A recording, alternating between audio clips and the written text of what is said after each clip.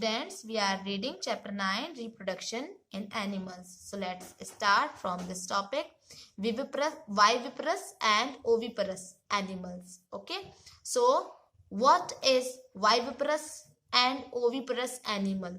So let's see. We have learnt that some animals give birth to young ones, while some animals lay eggs, which later develops into young ones. The animals which give birth to young ones are called viviparous animals. Those animals which lay eggs are called oviparous animals. Okay, the following activity will help you understand better and differentiate between viviparous and oviparous animals. तो यहाँ बताया जा रहा है कि हमने कुछ animals के बारे में पढ़ा है ना, जो डायरेक्ट बेबीज को जन्म देते हैं, यंग वंस को जन्म देते हैं, है ना, और कुछ एनिमल्स जो होते हैं वो एग्स देते हैं, अंडे देते हैं, ठीक है, जो कि बाद में फिर यंग वंस बनते हैं, है ना, बाद में शिशु बनते हैं वो, ठीक है।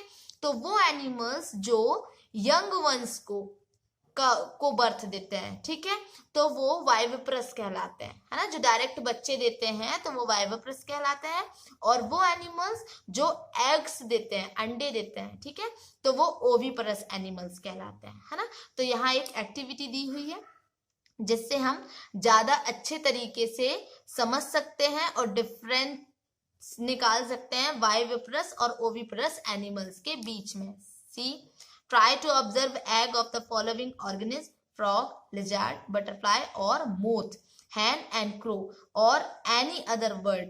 Were you able to observe eggs of all of them? Make drawings of the eggs of the egg that you have observed. तो यहाँ बताया जा रहा है कि मेंढक, छिपकली, है ना, फ्रॉग, लिजार्ड मीन्स छिपकली, और बटरफ्लाई तो जानते हैं आप, और मोथ, ठीक है, मोथ मीन्स है यहाँ पर, मोथ का मीन्स होता है सलब, है ना, ये भी एक एनिमल है, ठीक है। हैन और क्रो और भी किसी बर्ड्स के अंडे जो हैं आप इकट्ठा करने की कोशिश करें, है ना। तो अगर आप कोशिश कर लेंगे, आप अंडे इकट्ठे कर सकते हैं, तो आप करके देखें और इन सभी जो एनिमल्स हैं इनके एग इकट्ठे कर है ना, उनके चित्र बनाएं, ठीक है, उनकी पिक्चर ड्रॉ करें।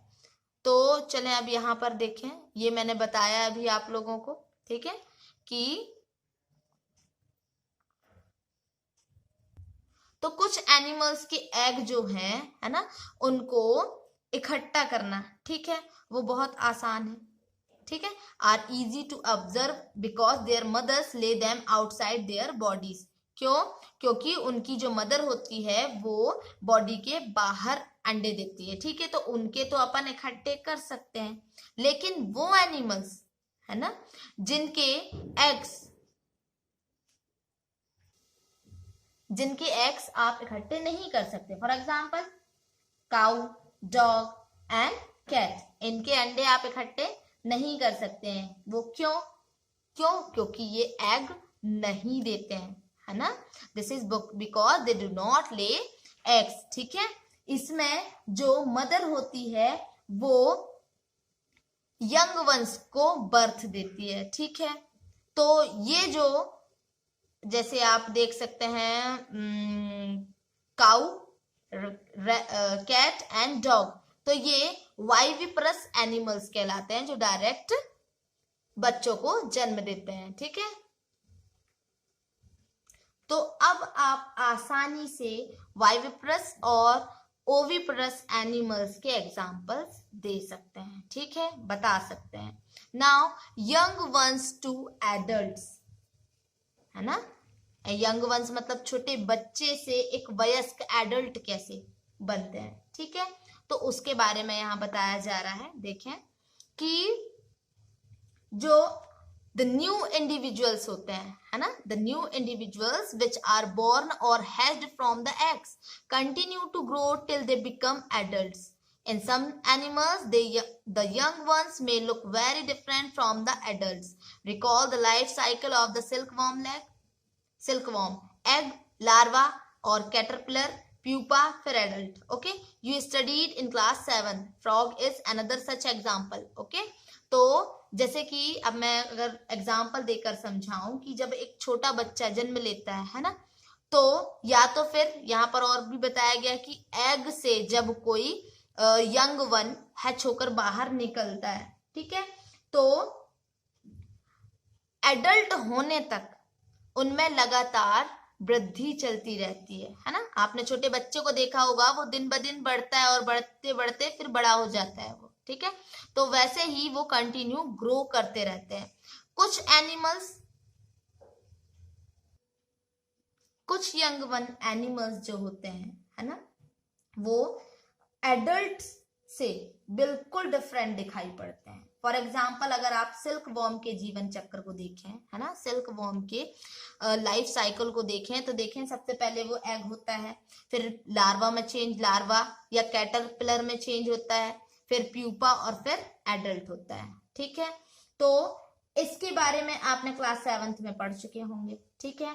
इसी प्रकार जो मेंढक, फ्रॉग होता है ना, तो मेंढक जो है इस टाइप के एनिमल्स का एक एग्जाम्पल है, ठीक है, जो बचपन में कुछ और दिखता है और बड़े में कुछ और दिखता है, ठीक है।